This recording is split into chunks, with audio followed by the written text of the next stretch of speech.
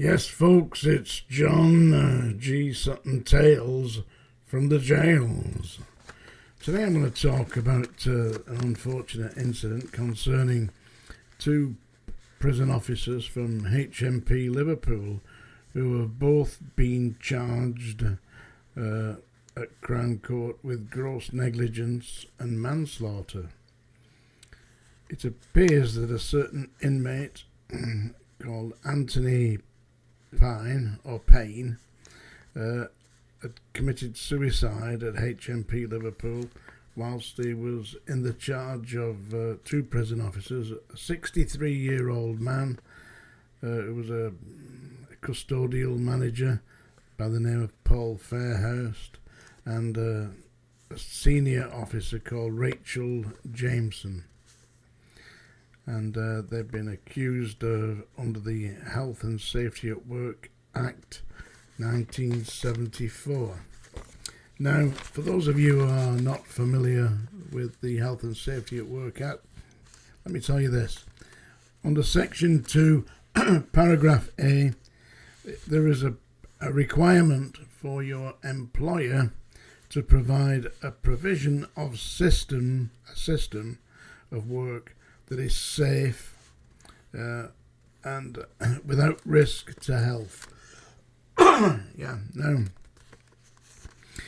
already we've got a problem here because Paul Fairhurst, according to this report, was 63 years of age. Now, when I was in the prison system in the 70s and 80s, retirement was at the age of 55. You could work a little bit longer depending upon the discretion of your employer.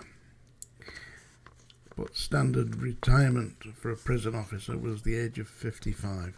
Now, there was obvious reasons for this, because it was at times very physical employment, in that you will be dealing with violent and aggressive inmates who would want to engage you in physical interactions, like trying to fight you. Well, if at the age of 63, you're not going to be unless you're very lucky, to be in a particularly strong physical position to actually deal with that. And certainly females wouldn't be. I believe that the Home Office, the Ministry of Justice, is culpable here, and if they have allowed two of their officers, employees, to be charged, then I believe that Paul Fairhurst and Rachel Jameson should include the Home Office, the Ministry of Justice, as a third defendant, because quite obviously the system in place was failing.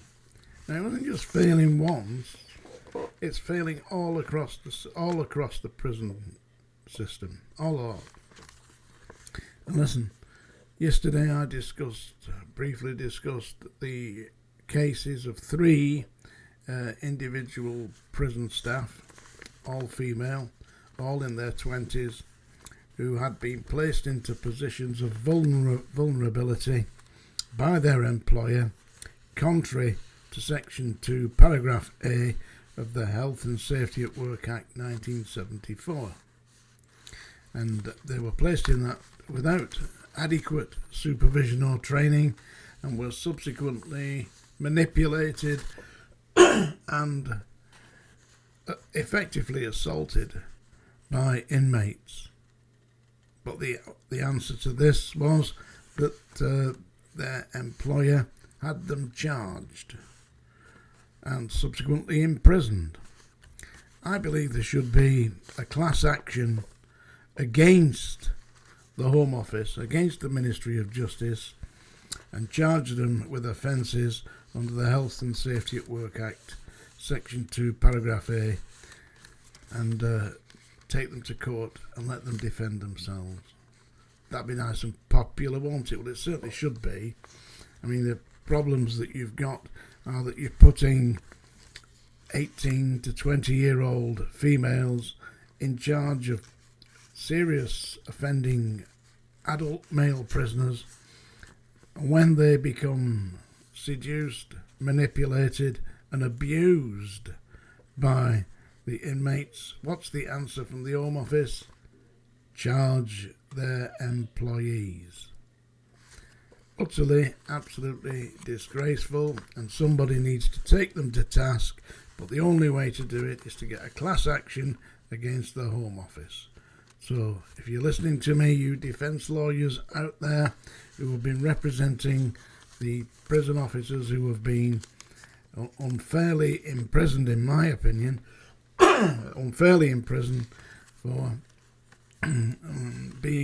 allowing themselves to be manipulated, seduced and abused by people supposedly in their charge, because it was basically gross negligence on behalf of their employer, because it wasn't obviously clearly not prima facie there is a prima facie case that they were not in a safe and sustainable environment.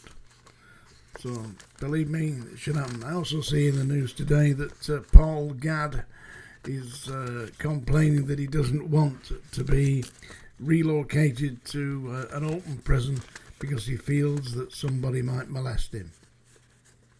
I would have thought that Paul Gadd would be accustomed to molestation, seeing as he was having sexual relations with 8-year-old girls. He would be accustomed to it. He certainly knows what to do. Oh, I know what it is. He's not the one doing it. He's worried that it might get done to him. Oh, I understand it now. Yeah, he's the leader of the gang, but only when it's not him on the receiving end. That's it. What a shithouse he is. Anyway, he's going to be released, they believe, soon, because he's coming to the end of his sentence. According to the Daily Mirror, he's going to be released on licence. Not completely released, but released on licence. And he will be tagged. Are you with me? You know, they put an electronic tag on him. I wonder if they'll put an electronic tag on his dodger. Anyway, I'm going to sing a song now. You deserve it. You lucky people. Remember what I've said. Okay? The Health and Safety at Work Act, Section 2, Paragraph A. That's the song dinger, folks. And now a song for speciality. This is for Paula, who lives in Glasgow, by the way. Alright, Paula, you probably know this. So, yeah. Are you sitting comfortably? We'll all begin. This is a Scottish song. It's I Love a Lassie, Roaming in the Gloaming, that kind of thing. Yeah. It was sung by Paul McKenna. Anyway, that's him, yeah. Ready? I love a lassie, a bonny, bonny lassie. She's as sweet as the heather in the dell. She's as sweet as the heather, the bonny blooming heather. Mary, my Scotch bluebell. Oh, roaming in the gloaming, with the lassie by my side. Roaming in the gloaming, by the bonny banks of Clyde. When the sun is in the west, that's the time I like the best. When I'm roaming in the gloaming. Did you like that? I thought not. Hey, and any of you out there who watch television, yeah, you've seen that Stonehouse, yeah? What another shit house. Where do they make 'em, eh? Even entitled bastard. You watch it? I'm going to watch it tonight. And as for Gary Glitter, Paul Gadd, he's worried that some psycho will grab him. Well, he's currently in His Majesty's Prison, the Verne, yeah, which is down in Devon, by the way. and he worries that he's going to get relocated to an open prison where some psycho will snatch him. How sad is that, eh? Imagine being 8 years old and getting snatched by a shithouse like that, eh? There's people who have been complaining about him, so they're going to sue him. There's no point in suing him. By the time you get round to dealing with that bastard, he'll be long gone. He's 78 years old now. That's it, folks. Tales from the jails. Hope you enjoyed that. Don't forget all those prison officers who were locked up for having sexual relationships with inmates. Well, they shouldn't have been in there in the first place, should they? It's neglect on behalf of their employers, the Home Office. My opinion.